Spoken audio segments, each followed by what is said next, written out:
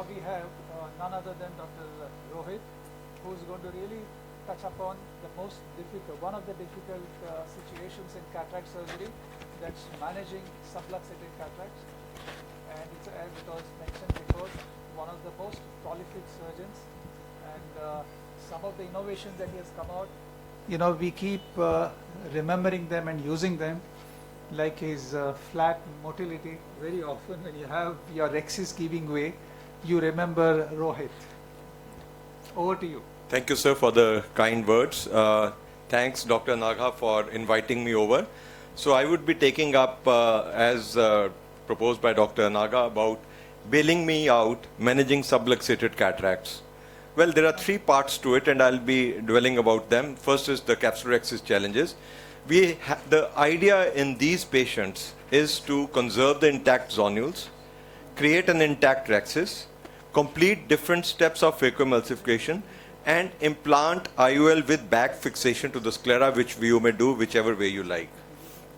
Diagnosing at times is very obvious, but in zonulopathy, we end up with a situation wherein we have surprises.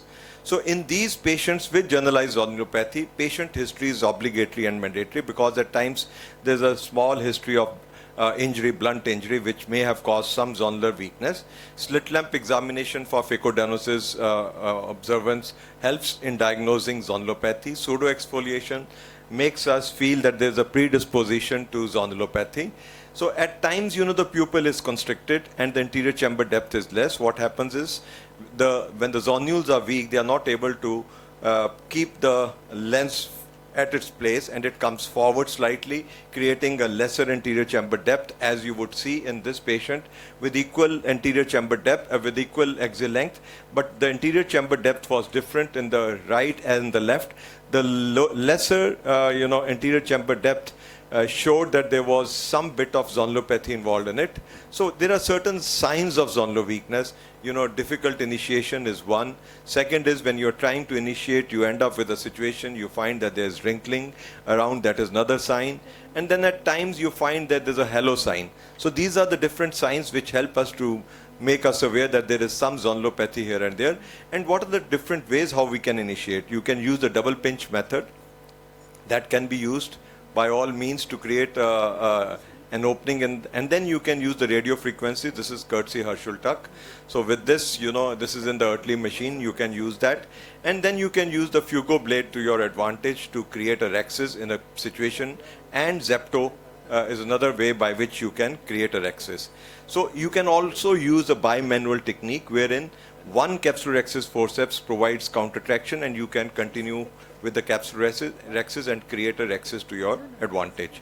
So let's see another thing, and you can use femtosecond laser also to your advantage.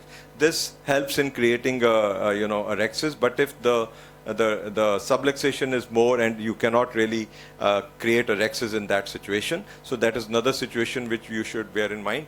Capsular hook support is also very important. You know, let's see this patient who has a great subluxation. You have to go opposite to that, and the rexis initiation is with the cystotome. It should be, and then you have to, once you start moving around in a slow way, you can use capsular hooks also to your advantage. How you can use this? That once you reach some space, what you can do is you can put in the capsular hooks, which provide anterior-posterior support, and they act as artificial zonules. So this capsular hooks goes. This should go 1 o'clock prior to the end of the capsulorhexis flap which you have created. Go further ahead, and then you can add another capsular hook, which further helps to immobilize the bag, and then you can gradually go around. So these capsular hooks, they go right up to the equator, they immobilize the bag, and since they go right up to the equator and they immobilize the bag, so this creates a condition in which they act as artificial zonules. And when they act as artificial zonules, you are able to create rexes in most of these situations. So this is one thing which you have to bear in mind, that the capsular hooks can be used early on in your while creating capsulorhexis in patients with zonulopathy with subluxation to a varied degree. So this is how it can be done, and the capsular access can be easily completed, which would not have been possible otherwise. So next step which is involved is completing the different steps of phacoemulsification. And let's see this patient. This patient has a large subluxation. Now the site of incision is very important. I'm farthest away from it. So I'll create an opening, an incision. Before doing that, Hoffman's, this pocket should be created when you have not opened the eye, because that is the time when the eye is firm and you will not have any problem in creating a reverse Hoffman's pocket. So once that has been created, you know where you are going to fix the lens to the back to the sclera. The site of incision, as I already told, is farthest away. Then I'm going to use the calibrated side port incision is very important, because you do not want any fluctuation in the anterior chamber which can cause stress to the zonules and further create a situation wherein you can have further subluxation. So the cystotome was used, and it was farthest away in the direction towards the area where the subluxation was. Coincidentally, what happened was I ended up in a situation where I created a small rhexis. So that was not adequate, so I gave a nick and enlarged the rhexis to the required extent. So the idea is to center the lens, not the pupil. So just see the fluidics which I'm using. I'm using an IOP of 20. This IOP of 20 boils down to around 26 bottle height. So with this bottle height and with this, there is not much infusion of fluid. There is no pushing. Everything is being done in a with a closed chamber in a systematic way. And another thing which I would like you to see is how I am placing this nuclear fragment, which is the hard nuclear fragment. I am aligning it perfectly in an area where there is a subluxation. Now, what is that going to do? That is going to create a situation that it is going to act as a nuclear scaffold. So now, when that has been done, at the end, I'm adding in the CTR. This CTR was delayed because I was using nucleus as a scaffold. Stable chamber settings. The IOP was 20 throughout, and now I am doing tangential stripping. So tangential stripping is required in patients wherein you have a CTR placed inside, or you can do a reverse stripping also if you are not able to, take out the, cortex, and you can, do the reverse stripping. I'm not showing you that. Then the intraocular lens is being implanted. I could have used another one because I thought that I'll use a multi-piece because that has more centrifugal force. Once that was done, I'm, implanting a CTS, and then trying to fix it to the center and the back to the sclera, and the IOL is well centered. So capsular tension ring implantation as late as you can and as early as you must. So this is another patient wherein I'm going to show you the subluxation is here.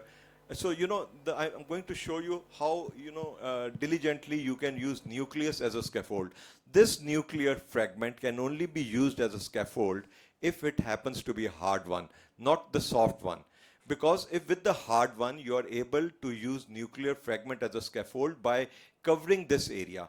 In softer cataracts, this doesn't help, and that is the situation where CTR may be implanted early on. In harder cataracts, you can delay it. But some people try to push in the CTR right at the start. Well, you can if you feel that if it happens to be a very soft cataract, and if you are not able to use nucleus as a scaffold. Here you will see how diligently I am using the nuclear fragment as a scaffold. The IOP is 34. I would have preferred the IOP to be still lesser, to be around 20, and create a situation where nothing is being pushed behind. There is no hydration of vitreous in that area in which there is absence of zonules. So with this low infusion, now again I'm pushing in the CTR. The CTR has been delayed just because I was using nucleus as a scaffold. Once that is done, it can be easily emulsified. And once that is emulsified, this is the nuclear scaffold. It is brought in the area. It provides a three-dimensional support, contrary to the CTR, which provides a horizontal support. So this is how it should work. The take-home points are: diagnosis is very important. Site of incision is very important. stable chamber settings, use low IOP phacoemulsification, flax wherever possible. Site and direction of initiation is very important. Capsular hooks should be used head on, and they have to be capsular hooks. You should not be using iris hooks whatsoever. CTR to provide the horizontal support can also be used, and you can delay CTR or use early on depending upon the situation. Nucleus scaffold if the nucleus happens to be on the harder side, so that it can prop up the bag and provide a three-dimensional support in the area of zonular adhesion and do scleral fixation of IOL. Thank you very much for your kind attention. Excellent presentation, Dr. Rohit sir. I think that was a great overview of the nuances in surgical tips in managing subluxation.